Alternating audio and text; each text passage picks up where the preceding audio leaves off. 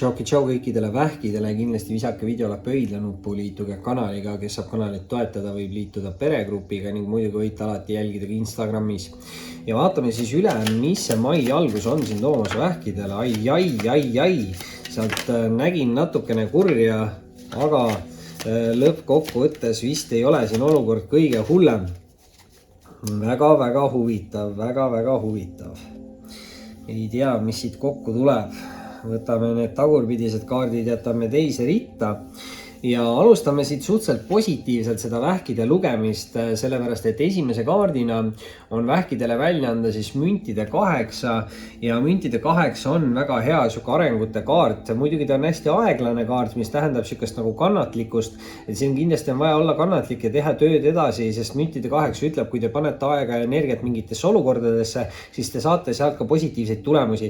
See võib olla siuke õppimise kaart, harjutamise kaart, treenimise kaart, mis iganes nagu võib tähendada tööalaseid või mitte mingeid materiaalseid arenguid, eks ju, et müntidega väga hea raha ja energia, et igal juhul kaart ütleb, et tegutsege edasi. Muidugi nüüd teise kaardina hüppasid kohe nägu ülespidi välja ka keisrinna ja keisrinna on siis 100% nüüd naisterahva energiakaart, et kui emandad ja kuningad võivad olla mõlema sugupoole kaardid, siis see kaart räägib kindlasti 100% naisterahvast, sest see on viljakuse ja raseduse kaart. Tähendab ta küllust ja siukest nagu eluga rahulolu ja hästi palju positiivseid emotsioone, et see on hästi siuke küllusliku inimese energia. See võib tähendada ka kellegi jaoks mingit luksuslikku elu või see võib natukene olla siuke nagu kuulsuse või tuntuse kaart. Muidugi jällegi, kuna ta on see viljakuse ja raseduse kaart, siis see võib tähendada ka ema energiat, et vähkidel võib siin ema ka lähiajal mingit tähtsat rolli elus mängida, aga samas jällegi see kaart ütleb, et naisterahvastel on siin kindlasti võimalik endal saavutada siuke hästi võimekas energia. Muidugi meesterahvaste jaoks näitab ta viljakat austajat, et siin on kindlasti inimesed, kes soovivad nagu pere luua või suurendada, et see kaart võib siin tähendada vähi jaoks head nagu võimalust, et ülimalt hea siis energia. Muidugi kolmanda kaardina ongi siin vähil väljas siis mõõkade kuningas. Nüüd kuningas võibki olla nii meesterahvas kui naisterahvas, aga kuna siin on üks kindel naisterahvas olemas, siis oletame, et see kuningas on nagu meesterahvas ikkagi. Mõõkade kuningas on siuke nagu hästi sihikindel inimene, ta on aus, õiglane, kindlasti siuke hästi iseseisev ja muidugi nutikas või taibukas ja mõõgad tähendab ka siukest nagu suhtluse energiat, et see inimene võib olla hea suhtleja.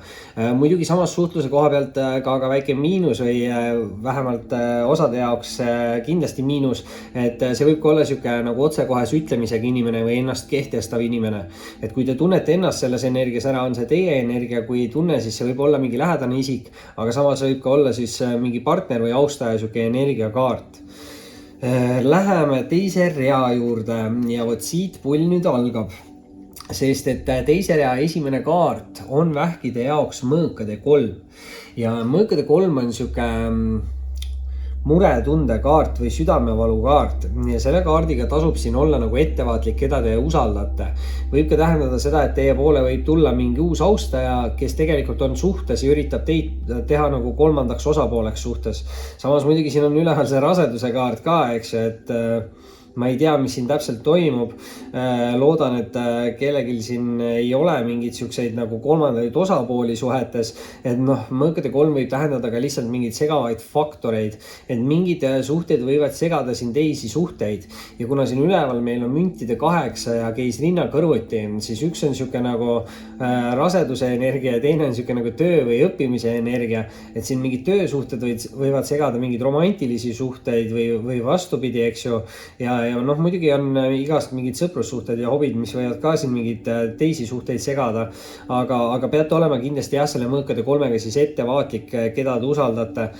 Muidugi see mõõkade 3 võib tihti rääkida ka mingist mineviku olukorrast, et väga võimalik, et kellelgi oli minevikus mingi halb kogemus või sündmus ja nüüd müntide 8-ga ehitab ta ennast uuesti ülesse, et jõuda tagasi siis mingisse keisrinna energiasse, kui te olete naisterahvas, on ju.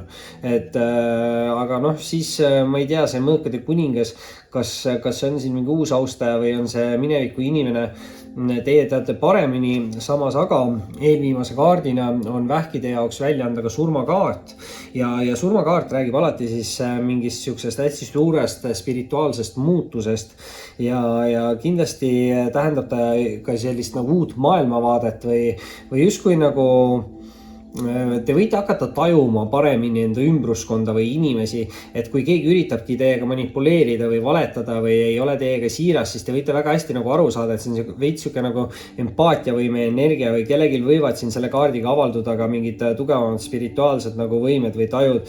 Et see on siuke kaart, mis ütleb, et teie jaoks avaneb nagu mingi uus maailm, aga see on hästi siuke aeglaselt liikuva energia kaart, et see kaart ütleb, et ei pea ise kuhugi nagu kiirustama, et kõik asjad peaksid toimuma siin omal õigel hetkel ja ajal. Aga jah, ma ei tea, midagi te siin siis selle kaardiga avastamas olete ja tegemist võib olla siis mingi siukse spirituaalse avastusega. Ja muidugi lõpetuseks tuleb siit tegelikult siuke päris okei kaart, mis on sauade 10. Et noh, sauade 10 ta on küll natukene siuke raske tsüklikaart või ta räägib nagu raske koorma kandmisest või liigsetest kohustustest või muredest.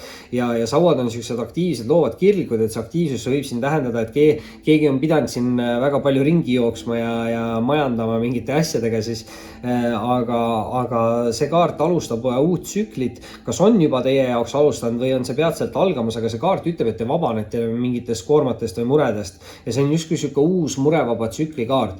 Muidugi sauadega jällegi te ikkagi peate nagu tegutsema, et seda uut tsüklit alustada, aga samas see kaart ütleb ka seda, et kui te seda tsüklit alustate, siis te vabanete mingitest muredest või koormatest ja noh, see võib ka olla seotud siis mingi mineviku olukorraga, võib-olla te olete endas hoidnud mingit hirmu või midagi sellist mingist mineviku suhtes selle mõõkade 3-ga. Et võimalusi võib olla, aga igal juhul väga tugev spirituaalenergia siin on surmakaardiga ja noh, naisenergiana väga tugevalt väljas siis keisrinna, et on siin võimalik saavutada päris palju vähid. See oli siis selleks korraks teie suhted armastuslugemine. Kindlasti visake ikka pöidlanuppu, liituge kanaliga, kes saab kanalit toetada, võiks liituda ka peregrupiga ning muidugi võite jälgida Instagramis. Oli meeldiv ning kohtume varsti taas.